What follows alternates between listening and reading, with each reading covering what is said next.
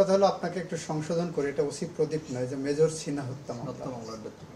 আমার কাছে এই সন্ত্রাসী আসামি খুনিরা মুখ্য নয়, মুখ্য হলো ভিকটিম। এই মামলায় আজকে ক্লোজিং আর্গুমেন্ট ছিল রাষ্ট্রপক্ষের। সেখানে আমি যে প্রথমে বলেছি আসামি পক্ষের একটা অ্যালিবাই আছে। অ্যালিবাইটা হলো আমরা তাকে, সে চোরাচালানের সাথে জড়িত ছিল, আমাকে গুলি করতে গেছে, সেই কারণে আত্মরক্ষার্থে এটা করেছি। আমি বলেছি যে আত্মরক্ষার্থের অধিকার যেটা আইনে বলা আছে, সেখানে আরেকটা জিনিস বলা আছে, ডক্ট্রিন অফ প্রপোর্শনালিটি। ধরেন আপনাকে একজন লাঠি দিয়ে মারতে আসলো, আপনি তাকে চাকু দিয়ে খুন করতে পারবেন না। আপনাকে একজন চাকু দিয়ে ধাওয়া করেছে, আপনি তাকে গুলি করে মারবেন, এটা পারবেন না। ডক্ট্রিন অফ প্রপোর্শনালিটি বলে এটাকে।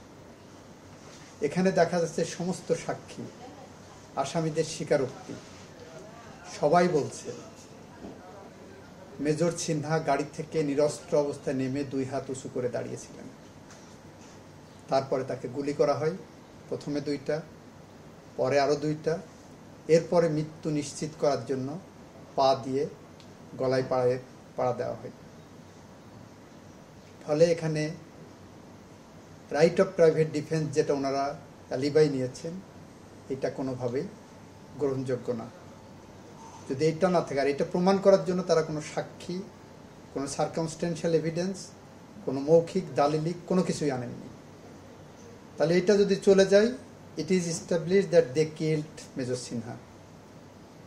যদি তারা মেজর সিনহাকে খুন করে থাকেন, তাহলে সেই খুনটা ঠান্ডা মাথায় পরিকল্পিতভাবে পূর্ব পরিকল্পনা যে করা হয়েছে, যেটা পাওয়া যাবে সব কোয়াকুস্তের কনফেশনাল স্টেটমেন্টে। এইটাকে আবার সাপোর্ট করেছেন স্থানীয় মসজিদের ইমাম, ওখান থেকে যারা পথচারী আছেন, যারা দেখেছেন, তারা সবাই। এর সাথে আরেকটা জিনিস বলেছি যে PW2 যাকে সাফায়েত, যাকে মেজর সিনহার সাথে ছিলেন গাড়িতে, সে যে সাক্ষীটা দিয়েছে 164-এ যেমন এসেছে, অন্য সাক্ষীরাও যে কথাগুলো যেভাবে বলেছে তার সাক্ষীও ওইভাবে করবোরেটিভ হয়েছে। এই সাক্ষী এত লোক বাদ দিয়ে কেন লিয়াকত আর প্রদীপের নাম বলল, কেন এই আসামিদের নাম বলল, সেই জায়গাটা কিন্তু ওনারা বলতে পারেননি রাষ্ট্রপক্ষ থেকে। তাদের সাথে শত্রুতার জায়গাটা কি, সেইটা বলতে যে বলেছিলাম যে এক সময় বাংলাদেশে প্রচলিত আইন ছিল 8 মামলায় পুলিশ সাক্ষী বিশ্বাস করা হতো না, দারোগার সাক্ষী বিশ্বাসযোগ্য না। প্রথমবারের মতো মকিম বাগেজির মামলায় হাসান আমিন সাহেব নতুন জুরিসপ্রুডেন্স রচনা করলেন। উনি বললেন পুলিশ সাক্ষী কেন বিশ্বাসযোগ্য হবে না, পুলিশের সাথে এর শত্রুতাটা কি, সেটা আসামিকে প্রমাণ করতে হবে। সাধারণত বাদীপক্ষকে প্রমাণ করতে হয় অপরাধ, এইখানে ভিন্নতা আনলেন। আমি বললাম এই যে PW যাকে অ্যারেস্ট করলো, স্পট থেকে কারাগারে পাঠালো মেজর সিনহার সাথে করে, তার সাথে ওনাদের শত্রুতাটা কি, সেই মর্মে কোনো এভিডেন্স সামনে আসেনি। যদি না এসে থাকে, দ্যাট এলিবাই অলসো গোস। আর সার্কামস্টেন্সিয়াল এভিডেন্স বলছে সমস্ত সাক্ষীর আনবিটেবল করবোরেটিভ এভিডেন্স বলছে মেজর সিনহাকে এরা খুন করেছে, কি উদ্দেশ্যে খুন করেছে, কে কিভাবে এই খুনে অংশ নিয়েছে, অংশীদারিত্ব বজায় রেখেছে, সেটা রাষ্ট্রপক্ষ বিয়ন্ড অল রিজনেবল ডাউট প্রমাণ করেছে। এটা বলতে যে বলেছি কোনো কোনো মৃত্যু পাখির পালকের মতো হালকা, কোনো কোনো মৃত্যু থাই পাহাড়ের মতো ভারী। মেজর সিনহার মৃত্যু আমাদের গোটা মানুষকে, গোটা দেশকে এমনভাবে নাড়া দিয়েছে যে ওই মৃত্যুটা আমাদের বুকের উপরে থাই পাহাড়ের মতো ভারী হয়ে আছে।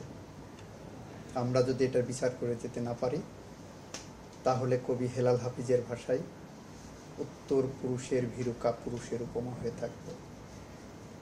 এটাই আমাদের কথা। নিম্ন আদালতের ইন্টার রায়টা বহাল চেয়েছে, আমরা বহাল চেয়েছি। আপনি আবরার ফাহাদের বিষয়টা বলেছিলেন। আমরা বলেছি আবরার ফাহাদ অন্যতম আরেকটা হত্যাকাণ্ড ছিল।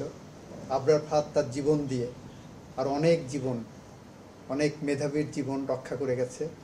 ঠিক একইভাবে মেজর সিনহা যদি হত্যাকাণ্ডের শিকার না হতেন, এই প্রদীপদের হাতে আর অনেক জীবন হয়তো চলে যেত। মেজর সিনহা জীবন দিয়ে আরও অনেকের জীবন রক্ষা করে গেছেন এই সমস্ত খুনিদের হাত থেকে। আমাদের প্রত্যাশা নিম্ন আদালতের রায় বহাল থাকবে, এটা আমরা প্রত্যাশা করি এবং সেই মর্মে আমরা সাবমিশন রেখেছি। আমরা বলেছি ক্রসফায়ারে একসময় গল্প লেখা হতো, খুন করা হতো, খুন করে বলা হতো যে ক্রসফায়ারে গেছে, ওইভাবে যেত। আমরা বারবার বলেছি এটা ক্রসফায়ার নয়, এটা হত্যাকাণ্ড। বিশ্ব দরবারেও সে একই জিনিস উঠে এসেছিল বিভিন্ন সময়ে, যে বাংলাদেশে যে ক্রসফায়ারের নামে মানুষ হত্যা হচ্ছে। আমরা বলেছি এটা রাজনৈতিক সিদ্ধান্তের আলোকে এটা হয়েছে। আমরা এটাও বলেছি গত 10 মাসে বাংলাদেশে একটি মানুষও গুম হয়নি। গত 10 মাসে 8-10 জন সম্ভবত ক্রসফায়ারে গেছেন। সেটা আমরা সর্বোচ্চ গুরুত্ব দিয়ে we are taking care of it, বিচার করার মুখোমুখি করার চেষ্টা করছি।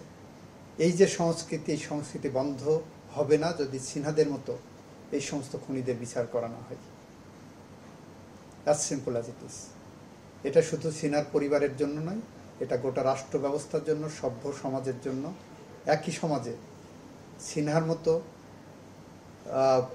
প্রদীপের মতো এরকম মানুষরূপী জানোয়াররা এবং সভ্য মানুষ বসবাস করতে পারবে না। আমরা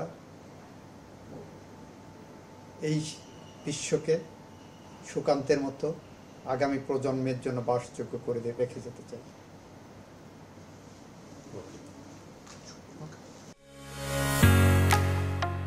ঢালাইয়ের সেরা প্রিমিয়ার সিমেন্ট।